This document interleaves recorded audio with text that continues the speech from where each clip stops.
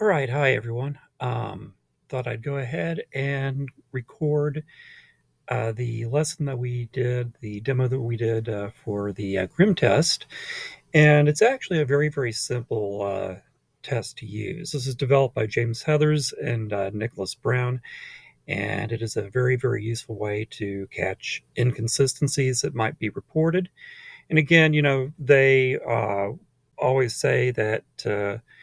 Um, you know that you need to be careful about what that inconsistency could mean. It could be fraud, it could be an honest mistake, but it's just one of those things that at least once you can maybe contact the authors or maybe contact an editor and see what happens.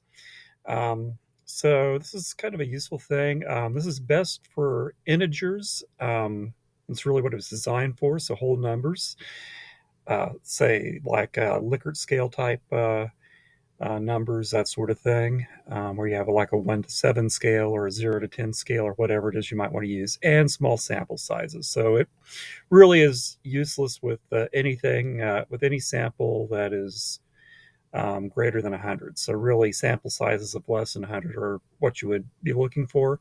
It's a somewhat heuristic test that um, will take a reported mean to two decimal places and then determine if that mean is mathematically possible given the sample size reported.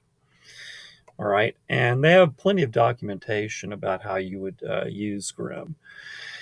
One thing to be aware of is that with sample size, you'll have to consider a few things. One, raw sample size is perfectly fine a lot of times, but if you're dealing with, say, a single item scale, but let's say you have a questionnaire that has two questions, then you'll have to double the sample size that you report in order to get a accurate assessment of whether the mean is mathematically possible or impossible. So you really do have to consider granularity here very, very carefully. Um, and, of course, if you have three items for a scale, then you have to multiply your original sample size by 3, at which point you may be having to use Sprite anyways, which we'll get to in another video. But let's go ahead and try a couple different things out just to see what happens. Let's say that I have a reported mean of 22.50 and I have a sample size of 93. I'm just going to go ahead for how I want to round up. I'll just use bankers here. I'll calculate. And as you can see, that's not good. 22.50 is inconsistent.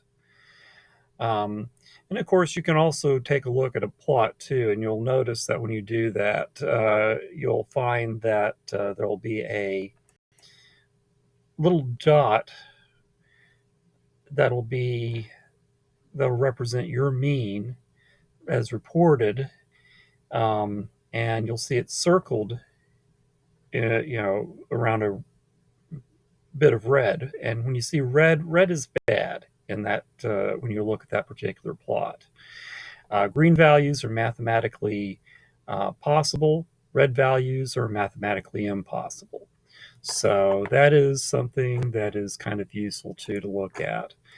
And you may not be able to see that in this video, but it's there. Okay.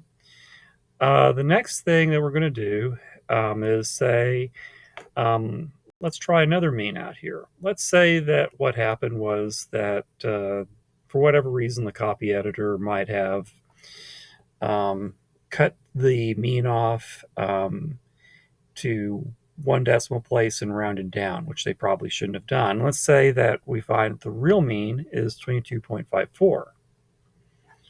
Okay. And, the authors send me this. They send me the data. I run the descriptive analysis, confirm that indeed this is correct. And so doing that, I should be able to see this show up in GRIM as well. And sure enough, take a look. This is consistent. In other words, this is a mathematically possible mean. Okay.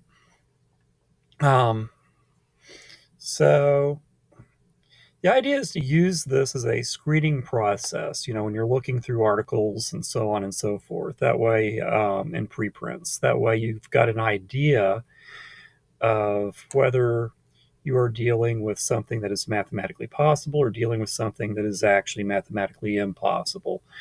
Um, they provide plenty of links for you to read about their test. And I would say that it would be a really good idea to go ahead and read through their documentation because they've gone to a lot of trouble to help us make science a little more trustworthy. Alrighty then. Thank you very much for listening and have fun.